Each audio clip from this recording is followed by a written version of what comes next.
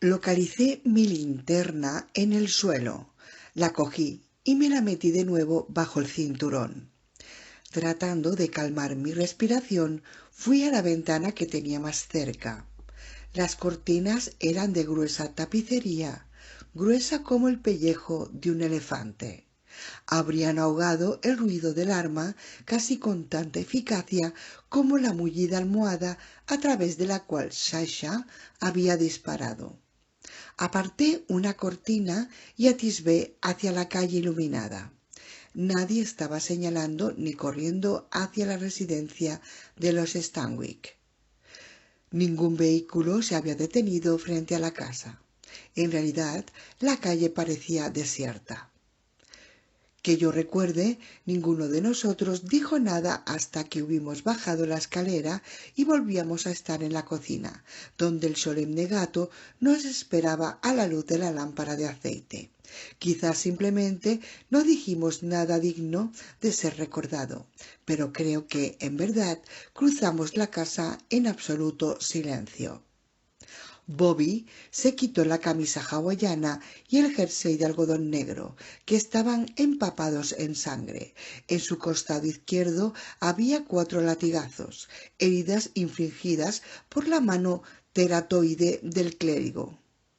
En el aseo contiguo a la cocina, Sasha encontró un botiquín y un frasco de aspirinas. Bobby se limpiaba las heridas con un trapo y lavavajillas ante el fregadero, siseando con los dientes apretados. ¿Duele?, le pregunté. No. Mierda. ¿Y tú qué tal? Golpes.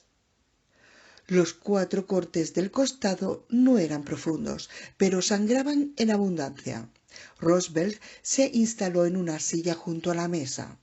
Había cogido unos cubitos de hielo del congelador y los había envuelto en un trapo de secar platos.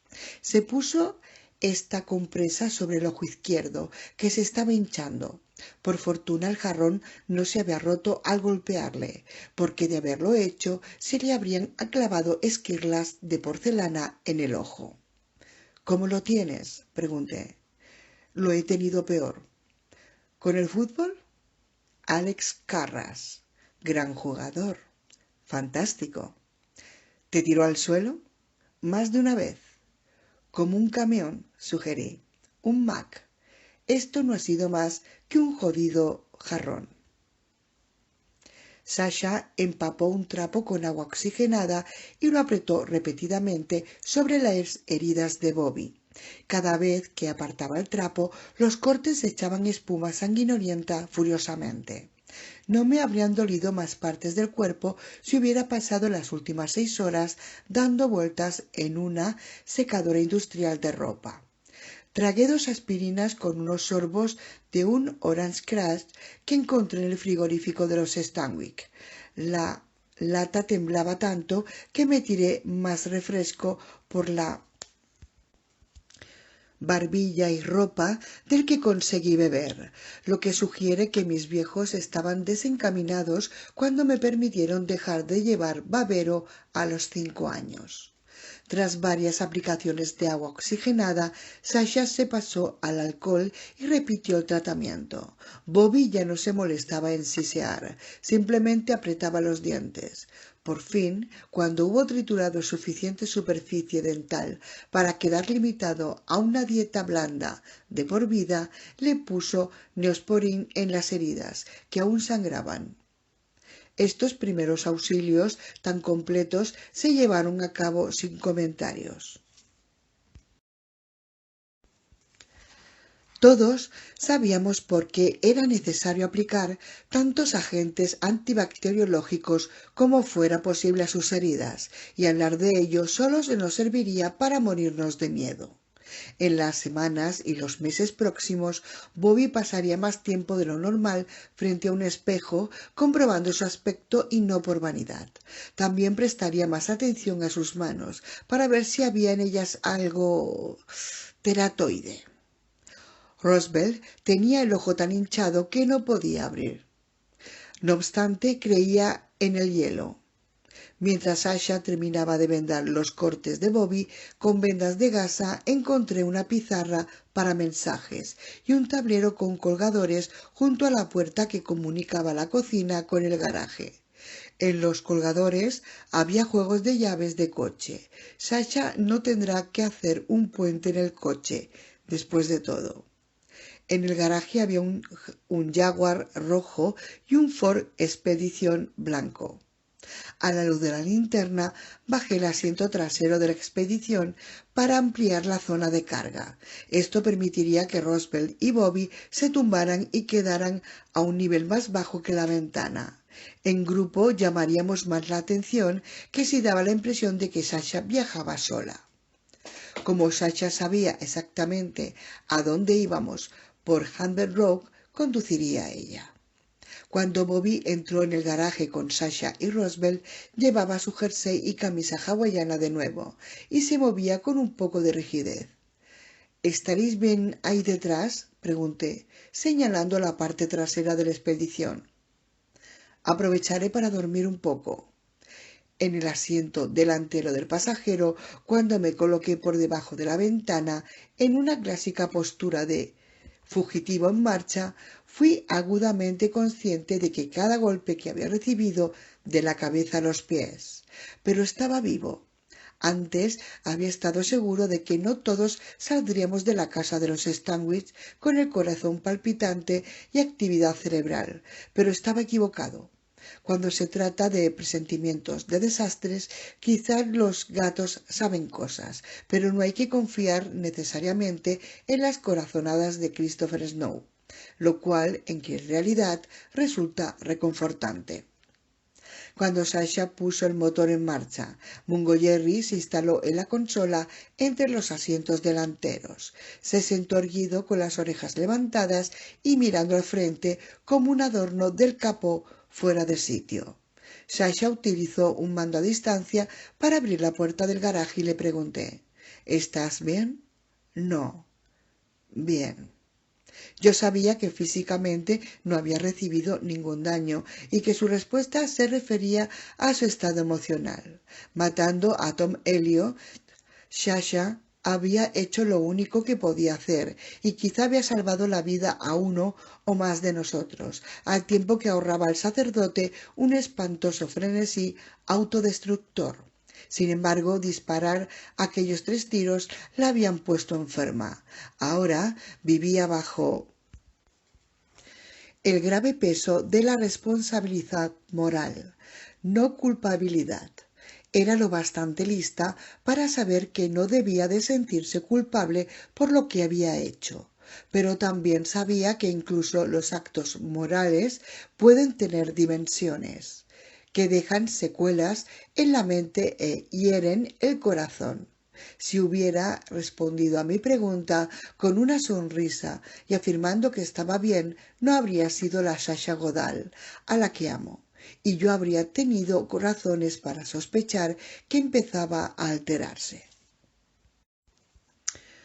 Circulamos por Lumberland Bay en silencio, absorto cada uno en sus propios pensamientos.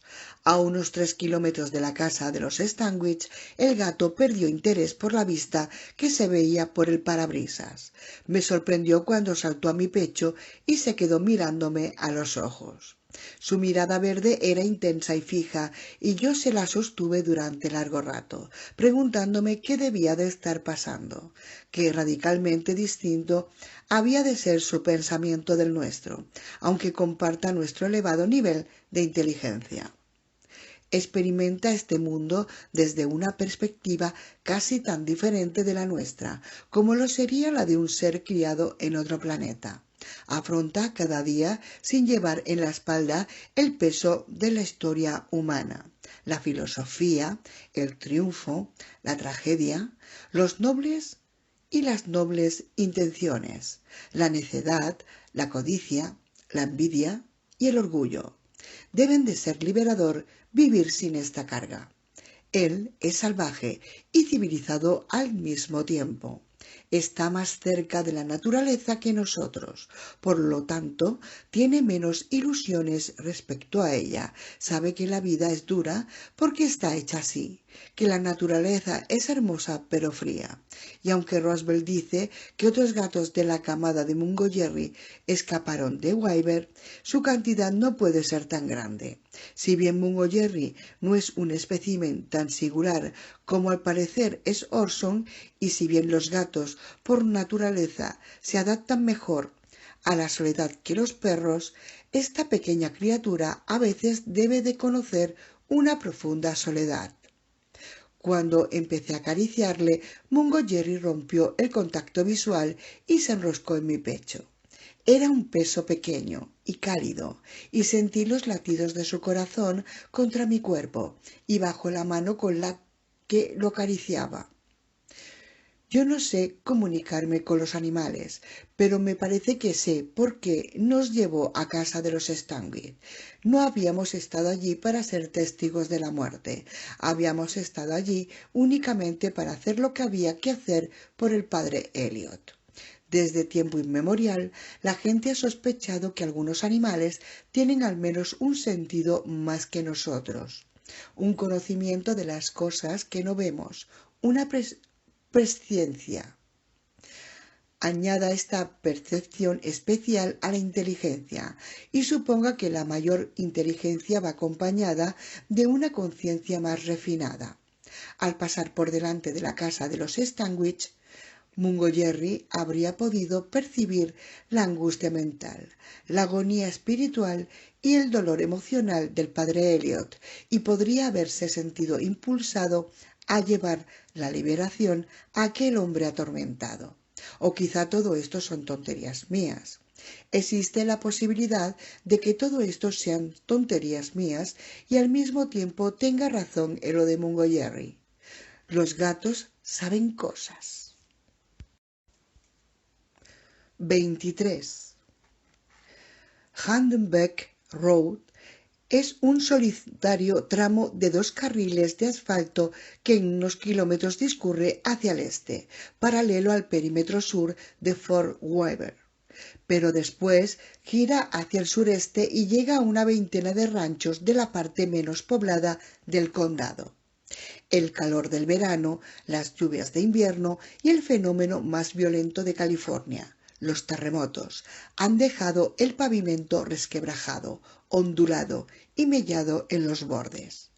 Márgenes de hierba silvestre y en un corto trecho, a principios de primavera, un tapiz de flores silvestres separan la autopista de los campos sensuales ondulados que la ciñen. Cuando hubimos recorrido cierta distancia sin encontrarnos con ningún faro de frente, Sasha frenó de pronto y dijo: «Mira esto». Me incorporé, y también lo hicieron Roswell y Bobby, y exploramos con la vista la noche que nos rodeaba, confundidos, mientras Sasha ponía marcha atrás y retrocedía unos 20 pasos. «Casi hemos pasado por encima», dijo. En el pavimento, frente a nosotros, iluminadas por los faros, había tantas serpientes que se habrían podido llenar las jaulas de todos los terrarios de todos los zoos del país. Bobby se inclinó hacia el asiento delantero, emitió un leve silbido y dijo: «Por aquí debe de haber una puerta del infierno abierta». «¿Todas son cascabeles?», preguntó Roswell, apartándose el paquete de hielo de su ojo hinchado y entrecerrando el otro para ver mejor. «Es difícil saberlo», dijo Sasha, «pero creo que sí».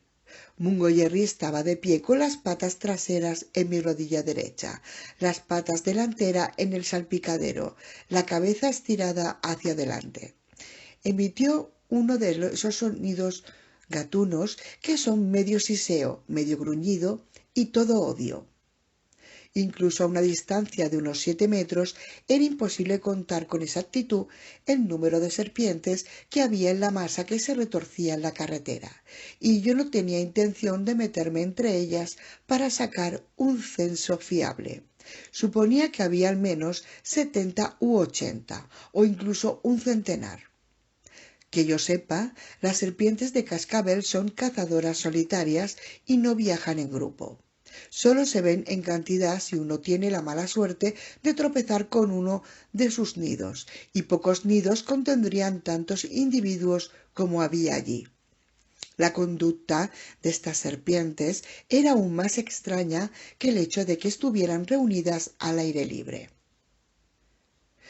Se entrelazaban unas con otras y formaban una masa sinuosa que se movía lentamente, y de entre estas viscosas trenzas 8 o 10 cabezas surgían al mismo tiempo y se elevaban 1 o 2 metros en el aire, con la mandíbula entreabierta, exhibiendo los colmillos, haciendo oscilar la lengua, y luego se metían de nuevo en el escamoso enjambre, mientras otras cabezas de aspecto igualmente horrible se elevaban entre la multitud como unos centinelas sustituyendo a otros. Era como si la Medusa de la mitología griega clásica yaciera en Hudback Row, durmiendo, mientras su complicado peinado de serpientes se acicalaba solo. ¿Vas a pasar por ahí encima?, pregunté. Preferiría no hacerlo, dijo Sasha. Cierra las aberturas, pon este trasto a toda velocidad, dijo Bobby, y llévanos a dar un paseo por la calle de las serpientes. Mi mamá siempre dice, hay que tener paciencia, dijo Roswell. Las serpientes no están aquí porque estamos nosotros, dije. Les importamos un bledo, no nos están bloqueando el paso. Han dado la casualidad de que hemos llegado aquí en el momento inoportuno. Se irán, probablemente más temprano que tarde. Bobby me dio unas palmaditas en el hombro. La madre de Roswell es mucho más sucinta que tú, tío. Todas las serpientes que estaban erguidas en la posición de centinela se centraron de inmediato su atención en nosotros. Según el ángulo por el que les llegaba la luz de los faros, sus ojos brillaban y refulgían en rojo o en plateado, con menor frecuencia verde, como pequeñas joyas. Supuse que la luz les atraía. Las serpientes cascabel del desierto, como la mayoría de las serpientes, son casi tan sordas como sucias. Su visión es buena, en especial por la noche, cuando sus pupilas rasgadas se dilatan para exponer más sus sensibles retinas. Su sentido del olfato quizá no es tan bueno como el de un perro, ya que raras veces se las llama para seguir el rastro de prisioneros fugados o para husmear en los equipajes para saber si ahí hay droga. Sin embargo, además de un buen olfato, una serpiente tiene un segundo órgano olfativo, el órgano de Jacobson, que consiste en 2 bolas revestidas de tejido sensorial, situado en el paladar. Por eso la lengua bífida de las serpientes se mueve constantemente, lame partículas microscópicas de olor del aire y transmite estos racimos de moléculas a las bolsas que tiene en la boca para saborearlas y analizarlas. Aquellas serpientes cascabel lamían afanosamente el aire para captar nuestros olores y determinar si tras los faros encontrarían una deliciosa presa.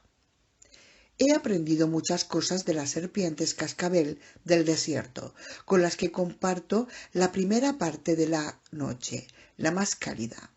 A pesar de su aspecto feo, poseen una belleza irresistible. Lo misterioso se hizo más misterioso cuando uno de los centinelas de pronto se echó hacia atrás y dio un golpe a otro que se había erguido a su lado. La cascabel mordida atacó a su vez.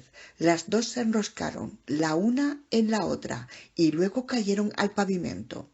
El sinuoso enjambre se cerró sobre ellas, y durante un minuto se agitó un torbellino a través de la multitud entrelazada, que no se retorcía lánguidamente como antes, sino con frenesí, ágiles y rápidas como el látigo al restallar, retorciéndose y enroscándose con excitación, como si la necesidad de morder a la de su especie se hubiera contagiado de la pareja enojada que habíamos visto atacarse, encendiendo la mecha de una breve guerra civil en la colina.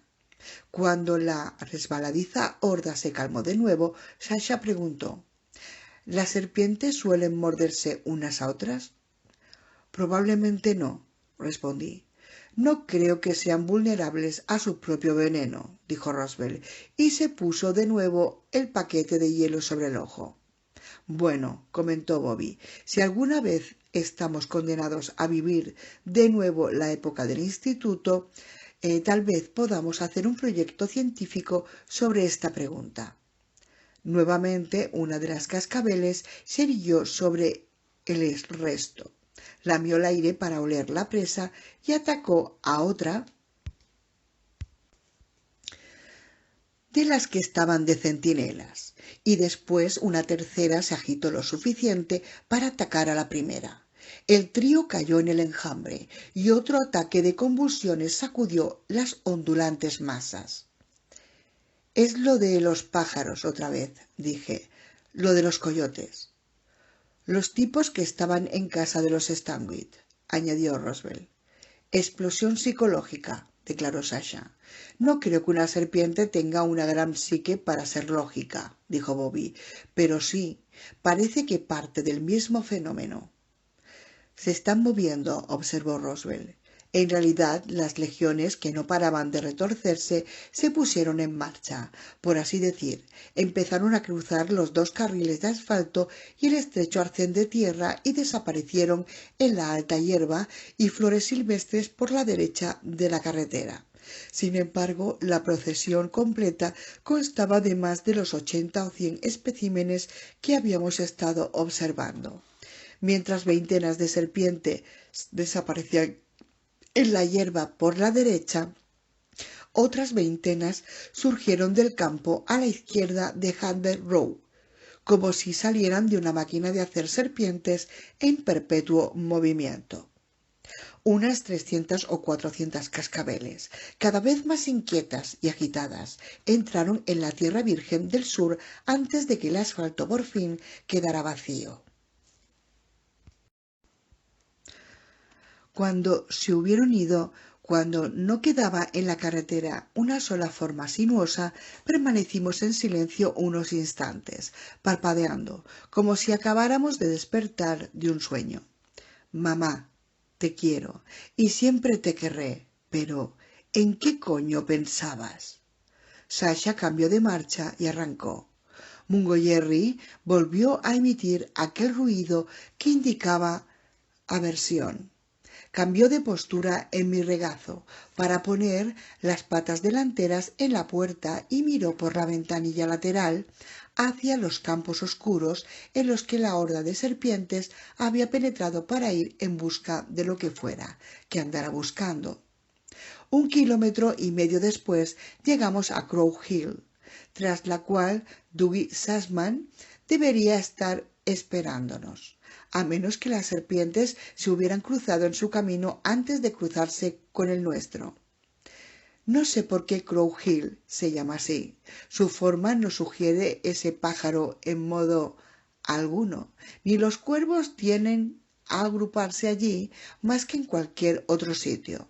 No le pusieron este nombre en honor de alguna familia local eminente o ni siquiera de un pintoresco canalla. Los indios cuervo están en Montana, no en California.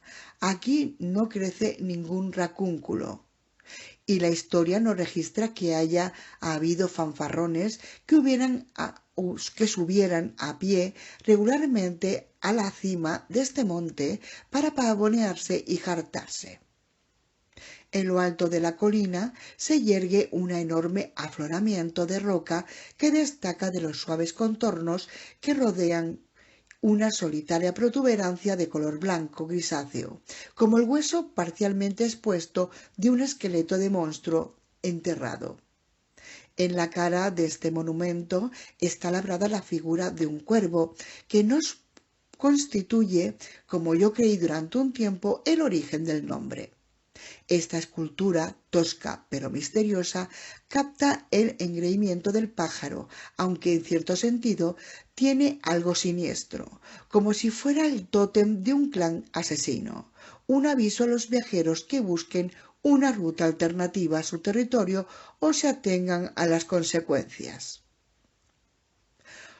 Un Una noche de julio, 44 años atrás, la imagen del cuervo fue grabada en la piedra por un desconocido, hasta que la curiosidad me llevó a enterarme de sus orígenes.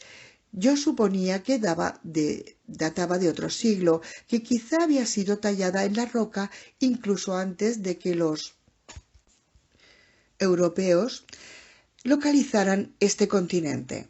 La imagen del cuervo tiene un aspecto inquietante, una cualidad que habla a los místicos, que se sabe que han recorrido considerables distancias para verla y tocarla.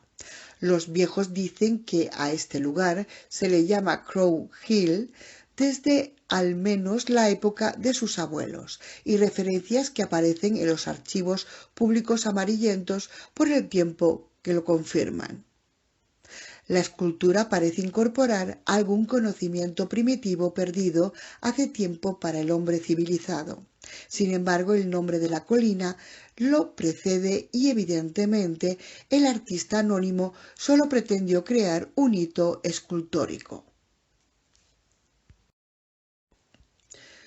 La imagen no era como el pájaro del mensaje que habían dejado a Lily, excepto que ambos parecían irradiar malevolencia, como Charlie Day los había descrito.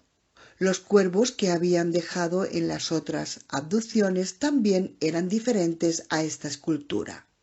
Charlie habría visto el parecido si hubiera existido alguno. No obstante, la coincidencia era espeluznante. Cuando nos acercábamos a la cima, el cuervo de piedra parecía observarnos. Los planos elevados del cuerpo del pájaro se reflejaban en el blanco en los faros, mientras las sombras llenaban las líneas profundas que las herramientas del escultor habían cortado. Era una piedra coloidal que contenía pedacitos de algún reluciente agregado, quizá pepitas de mica. La escultura se había compuesto artísticamente, de forma que el mayor de estos pedacitos constituía el ojo del pájaro, que ahora exhibía una imitación de brillo animal y una cualidad peculiar que algunos místicos que lo han visitado insisten se tratan del conocimiento prohibido, aunque nunca he comprendido que un trozo de roca inanimada pueda tener algún conocimiento. Reparé en que todos los que íbamos en la expedición, incluido el gato, contemplábamos el cuerpo de cuervo de piedra con expresión de desasosiego. Cuando pasamos la figura, las sombras de las líneas cinceladas deberían haberse alejado de nosotros rápidamente, al quedar la escultura entera en la oscuridad. Pero si mis ojos no me engañan, por un instante las sombras se prolongaron, violando las leyes de la física, como si intentaran seguir la luz. Y cuando el cuerpo del cuervo desapareció en la noche detrás de nosotros, habría jurado que la sombra se desprendía de la piedra y emprendía el vuelo como si se tratara de un ave real. Al llegar a la cuesta oriental de Crow Hill, me contuve de comentar el inquietante vuelo de la sombra, pero Bobby dijo: «No me gusta este sitio». «A mí tampoco», coincidió Roswell. «Lo mismo digo», afirmé. «No estaba previsto que la humanidad se alejara tanto de la playa», repuso Bobby. «Sí», dijo Sasha, «probablemente nos estamos acercando peligrosamente al límite de la Tierra». «Exactamente», aseveró Bobby. «¿Alguna vez has visto alguno de esos mapas de la época en que pensaban que la Tierra era plana?», pregunté. «Ah, ya veo que eres uno de esos majaretas que dicen que la Tierra es redonda», dijo Bobby. Los que trazaban los mapas realmente mostraban el borde de la tierra, el mar que caía en cascada a un abismo, y a veces ponían un letrero para advertir del peligro. «Aquí hay monstruos». Después de un breve pero profundo silencio del grupo, Bobby dijo: «Has elegido mal la anécdota histórica, hermano». «Sí», dijo Sasha, reduciendo poco a poco la velocidad de la expedición mientras atisbaba en los campos oscuros al norte de de Havertz para ver a Dougie Sussman. ¿No conoces alguna anécdota divertida sobre María Antonieta en la guillotina? Sí, eso, exclamó Bobby. Roosevelt ensombreció el ambiente comunicando lo que no era preciso que comunicara. El señor Mungo Jerry dice que el cuervo se ha ido volando de la roca. Con todos los respetos, dijo Bobby, el señor Mungo Jerry no es más que un jodido gato. Roosevelt parecía escuchar una voz que no estaba al alcance de nuestros oídos. Luego dijo: Mungo Jerry dice que tal vez sea un jodido gato, pero que eso le sitúa 2 escalones más arriba de la escala social. Bobby se echó a reír. No ha dicho eso. Aquí no hay ningún otro gato, dijo Roosevelt. Lo has dicho tú, acusó Bobby. Yo no, dijo Roosevelt. Yo no utilizo ese lenguaje. ¿El gato sí? Preguntó Bobby con escepticismo.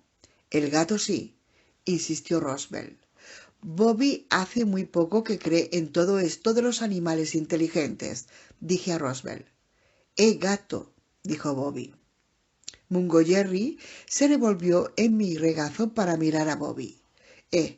Tienes razón, tío, exclamó Bobby. Mungo Jerry levantó una pata delantera. Al cabo de unos instantes Bobby cayó en la cuenta. El rostro se le iluminó, maravillado, y tendió la mano derecha al gato. Ambos se saludaron con un leve apretón. Buen trabajo, mamá, pensé. Muy bien. Esperemos que cuando todo esto termine, acabemos con más gatos inteligentes que reptiles enloquecidos. Ahí está, dijo Sasha, cuando llegamos al pie de la colina. Puso la expedición en tracción a las 4 ruedas y salió de la carretera por el norte. Conducía despacio porque había apagado los faros y solo se guiaba por las luces de posición, que eran mucho más suaves. Cruzamos una pradera llena de vegetación. Pasamos entre un grupo de 5 robles vivos. Nos acercamos a la valla que rodeaba Fort Weaver y nos detuvimos junto al mayor coche deportivo que yo jamás había visto. Este Hammer negro, la versión civil de Humvee militar, había sido adaptado después de salir de la sala de exhibición. Tenía los neumáticos de mayor tamaño, quedaba más alto que el modelo corriente y le habían añadido unos centímetros al espacio de carga. Sasha apagó las luces y el motor y yo y bajamos de la expedición. Mungo Jerry se aferraba a mí como si creyera que iba a dejarle en el suelo. Comprendía su preocupación. La hierba me llegaba hasta la rodilla. Incluso a la luz del día era difícil ver si había alguna serpiente antes de que atacara, en especial considerando lo rápida que puede ser una serpiente motivada. Cuando Roosevelt me tendió los brazos, le entregué el gato. Se abrió la puerta del conductor del Hammer y Dougie Sussman bajó para saludarnos, como un Santa Claus atiborrado de esteroides que bajara de un trineo diseñado por el Pentágono. Cerró la portezuela tras de sí para apagar la luz. Con 1,78 m, Dougie Sussman es 15 centímetros más bajo que Roosevelt Frost, pero es el único hombre que jamás he conocido a cuyo lado Roosevelt parece pequeño. El tipo goza de una ventaja no más de 45 kilos sobre Roosevelt, pero nunca he visto 45 kilos mejor aprovechados y no parece simplemente un 40% más grande que Roosevelt, sino el doble de grande, más del doble, y más alto aunque no lo sea, un verdadero leviatán en la tierra, un tipo que podría hablar de técnica de destrucción de ciudades durante un almuerzo con Godzilla. Dougie lleva su enorme peso con gracia sobrenatural y no parece gordo. De acuerdo, sí tiene un aspecto corpulento, muy corpulento, pero no es blando. Da la impresión de que está hecho de cemento animado y de que es impermeable a la arteriosclerosis. a las balas y al tiempo. Hay algo en Dougie que es tan místico como el cuervo de piedra de la cima de Crow Hill. Quizás su pelo y barba construyen a dar la impresión de que es la encarnación de Thor, el dios del trueno, y la lluvia adorado en otro tiempo en la antigüedad escandinavia, donde ahora adoran a las estrellas del pop como todo el mundo. Su rebelde pelo rubio, tan espeso que ofende a la sensibilidad de los Hare Krishnas, le llega hasta media espalda, y su barba es tan abundante y ondulada que no sería posible afeitársela con otra cosa que no fuera un cortacésped. Una buena cabellera puede aumentar radicalmente el aura de poder de cualquier hombre, como demuestran los que han sido elegidos a la presidencia de Estados Unidos sin ningún otro mérito. Y estoy seguro de que el pelo y la barba de Dougie tienen que ver más que un poco con la impresión sobrenatural que da, aunque su verdadero misterio no puede explicarse por el pelo, el tamaño, los complicados tatuajes que cubren su cuerpo o sus ojos azules como la llama del gas. Aquella noche llevaba un chándal negro con cremallera metido en unas botas negras que habrían debido hacerle parecer un niño brondiganiano. Nota del autor. De uno de los países visitados por Gulliver. Sigo. En un pijama del doctor Denton. En cambio, tenía la presencia de un tipo al que Satán podría llamar al infierno para desatascar una chimenea de horno y atascada con las almas conflictivas, retorcidas y medio quemadas de 10 asesinos en serie. «Hola, tío», le saludó Bobby. «Hola, Bobster», respondió Dougie. «Bonitas ruedas», dije con admiración. «Son potentes», reconoció él. «Creía que eran de las Harley», observó Roswell. «Dougie Sussman es un hombre de muchos recursos y muchos vehículos», explicó Sasha. «Soy un maniático de las ruedas», admitió. «¿Qué te ha pasado en el ojo, Rosie?» «He peleado con un cura». El ojo estaba mejor, aún hinchado, pero no tanto. El hielo había ido bien. «Deberíamos ponernos en marcha», dijo Sasha. «Todo es extraño aquí esta noche, Dougie». Él estuvo de acuerdo. «He estado oyendo tantos coyotes como nunca había oído». Bobby, Sasha y yo nos miramos. Recordé la predicción de Sasha de que no era la última vez que veíamos a la manada que había salido del cañón detrás de la casa de Lillywheen. Los campos y colinas, silenciosos como una catedral, se extendían bajo un cielo encapotado, y la brisa procedente del oeste era débil como el aliento de un moribundo. En los robles vivos que teníamos detrás las hojas susurraban solo un poquito más fuerte que la memoria y la alta hierba apenas se agitaba. Dougie nos hizo dar la vuelta al Hammer y abrió la parte posterior del vehículo. La luz interior no era tan fuerte como de costumbre, porque la mitad de la instalación estaba tapada con cinta negra de electricista. Pero incluso la reducida iluminación era como un faro en aquellas praderas sin estrellas y apenas luna. En la parte posterior del vehículo había 2 escopetas. Eran Remingtons, de repetición con empuñadura de pistola, aún más suaves que la clásica Mossberg que Manuel Ramírez había confiscado del jeep de Bobby. «No creo que ninguno de vosotros pueda hacer un agujero en $1 de plata con una pistola», repuso Dougie, «así que esto os irá mejor. Sé que estáis familiarizados con las escopetas, pero utilizaréis cargas Magnum, así que estad preparados para el retroceso. Con esto no tenéis que preocuparos de apuntar, y pararéis cualquier cosa». Entregó una escopeta a Bobby y otra a mí, y también nos dio una caja de munición a cada uno. «Cargad y luego distribuir el resto de las balas por los bolsillos de la chaqueta. Dijo: no dejéis ninguna en la caja. La última puede ser la que os salve el pellejo. Miró a Sasha, sonrió y dijo: ¿como en Colombia? ¿Colombia? Una vez hicimos un trabajo allí, dijo Sasha. Dougie llevaba 6 años viviendo en Moulin Bay y Sasha 2. Me pregunté si ese viaje de trabajo había sido recientemente o antes de que uno de los dos se instalara en la joya de la costa central. Creía que se habían conocido en la KBAI. ¿Colombia? ¿El país?, preguntó Bobby. No, la compañía de discos, le aseguró Dougie.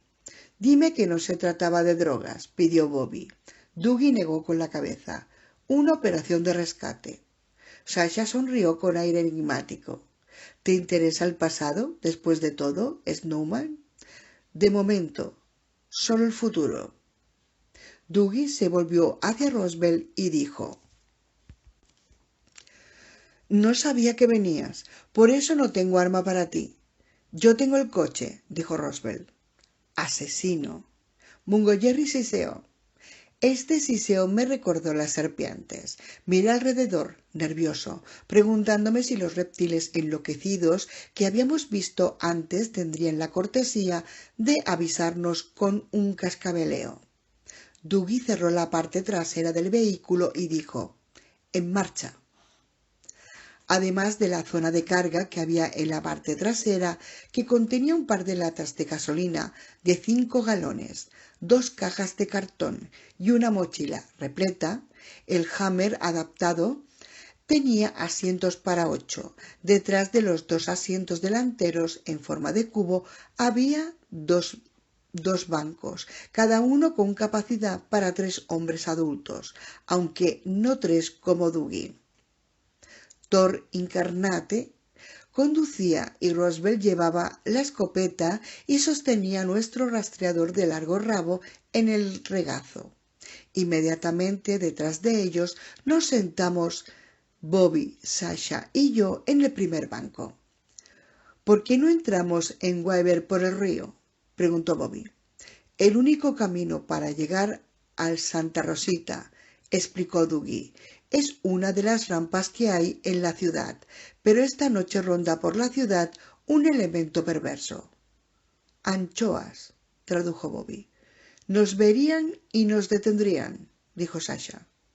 Iluminando el camino solo en las luces de aparcar, el Hammer atravesó un gran agujero practicado en la valla, cuyos bordes mellados estaban retorcidos como bolas de cuerda de las que se utilizan para que jueguen los gatitos. ¿Cortaste tú mismo esta abertura?, pregunté. Le di forma con una carga, dijo Dougie. ¿Explosivos? Solo un poco de plástico explosivo. ¿No llamó la atención? Colocas la carga formando una línea delgada en el sitio donde quieres hacer el agujero y utilizas tan poca cantidad que en realidad suena como una fuerte golpe de tambor. Incluso en el caso de que tuviera alguien tan cerca como para oírlo, dijo Sasha, es tan breve que no podría determinar en qué dirección venía. La ingeniería radiofónica requiere muchas más habilidades de lo que creía, observó Bobby. Dougie preguntó a dónde nos encaminábamos y le describí el grupo de almacenes situados en el cuadrante suroeste de la base, donde había visto a Orson por última vez. Al parecer, conocía la distribución de Fort Weber, porque necesitó pocas instrucciones. Aparcamos cerca de la gran puerta enrollable, la puerta de tamaño de un hombre que había al lado que estaba abierta, tal como le había dejado la noche anterior. Bajé del Hammer, con la escopeta en la mano. Roswell y Mungo Jerry se reunieron conmigo, mientras los demás esperaban en el vehículo con el fin de no distraer al gato en sus esfuerzos por captar el rastro. Cargado de sombras, oliendo vagamente a aceite y a grasa, hogar de malas hierbas que brotaban de las fisuras de asfalto, lleno de latas de aceites vacías y de papeles y hojas depositados allí por el viento de la noche anterior, rodeado por las fachadas de acero ondulado de los almacenes, aquel camino nunca había sido un lugar alegre, un punto de reunión para una boda real, pero en aquellos momentos el ambiente era absolutamente siniestro.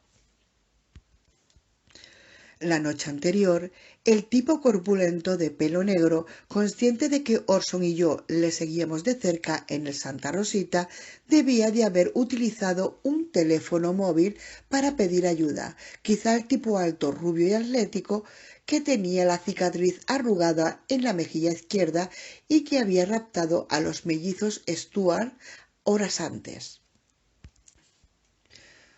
Había entregado a Jimmy a alguien y luego nos había conducido a Orson y a mí al almacén con intención de matarme allí. Saqué de un bolsillo interior de mi chaqueta la parte superior del pijama de algodón de Jimmy con la que el secuestrador había confundido a Orson con el rastro de olor.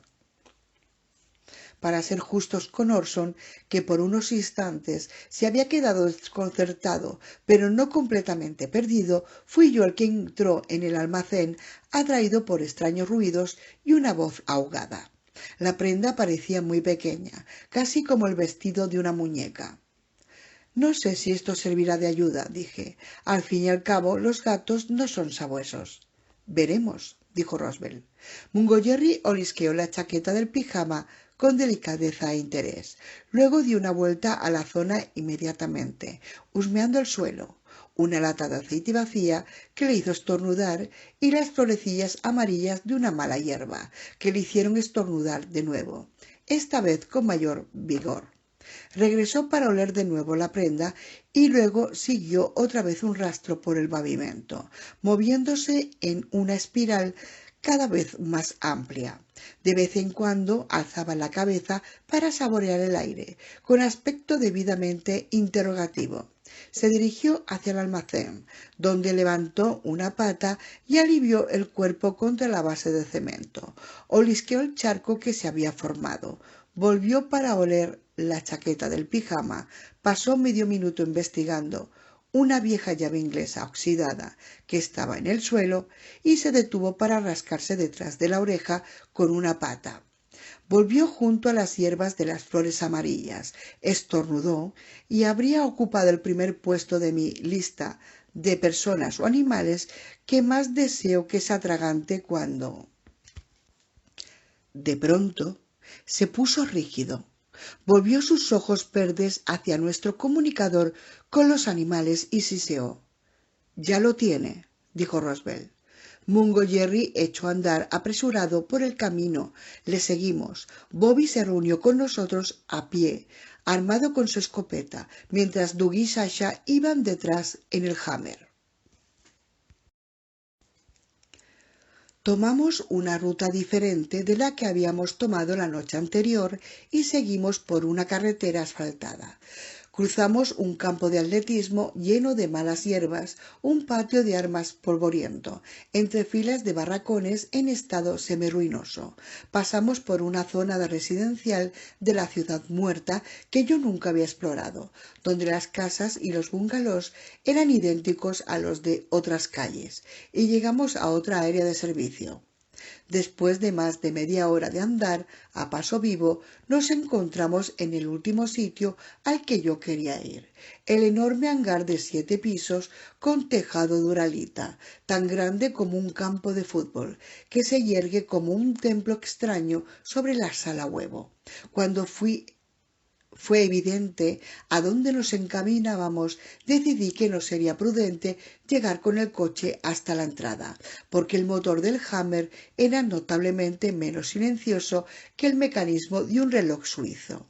Indiqué por señas a Dougie que fuera hacia un pasaje que había entre dos de los muchos edificios de servicios más pequeños que rodeaban la estructura gigantesca, aproximadamente a 1 centenar de metros de nuestro destino último.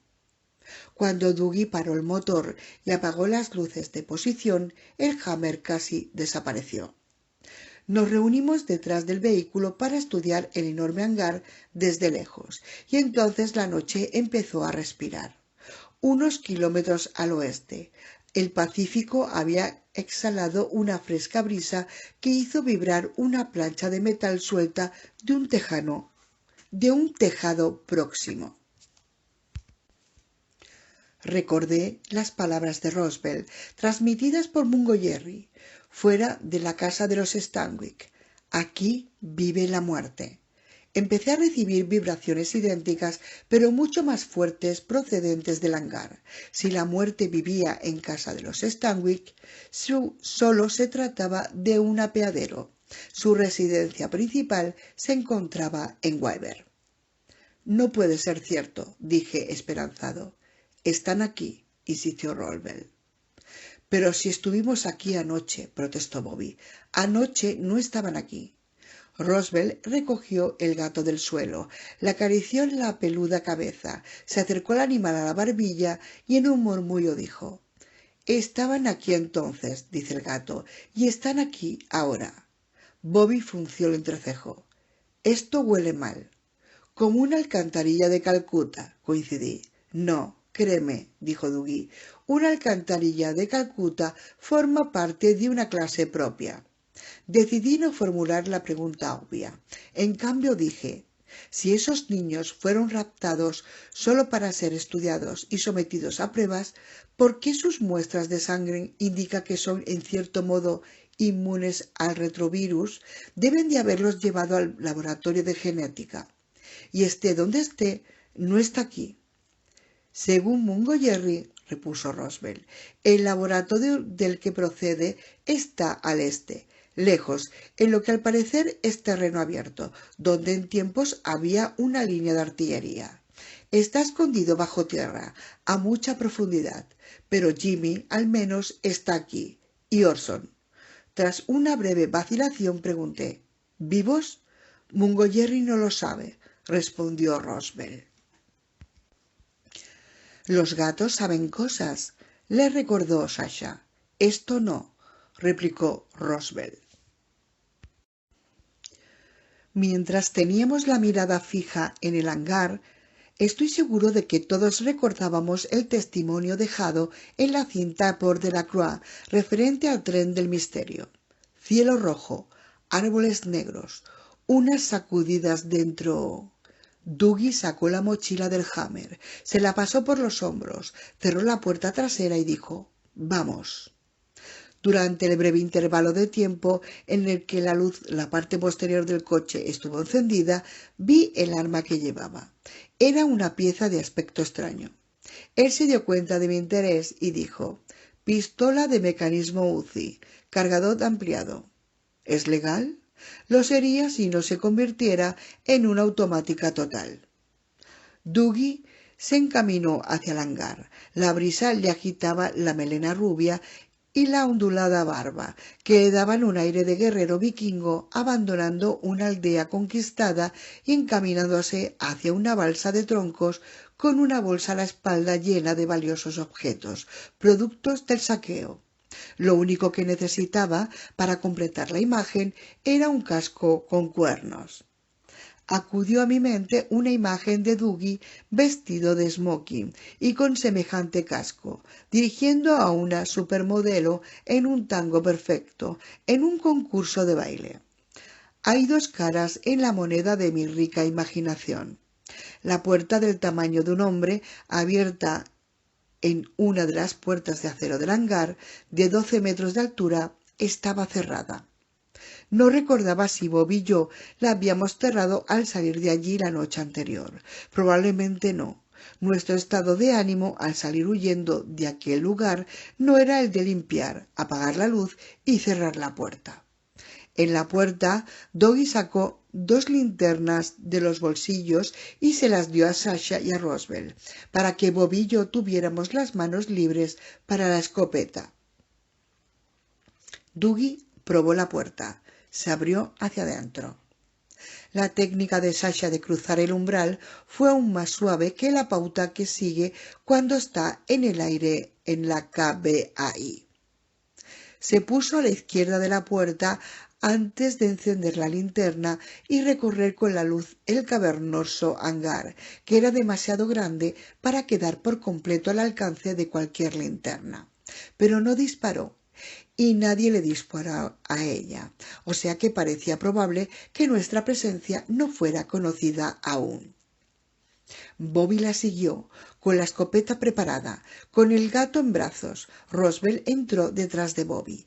Yo le seguí y detrás entró Dougie, que cerró la puerta sin hacer ruido, tal como la habíamos encontrado.